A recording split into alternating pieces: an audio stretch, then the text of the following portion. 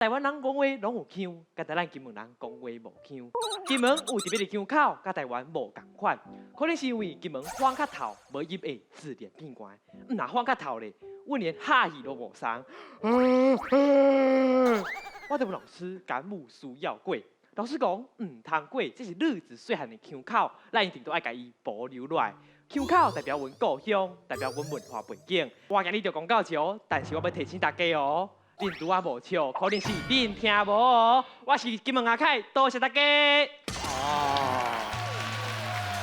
哇！伊真正足厉害，迄腔口、迄腔调，真正是无共款。对。啊，因为我讲腔口是一个足水的，腔口就是故乡的山水啊。会使讲哦，你有迄个山，有迄个水，你会使就食出着这个腔口。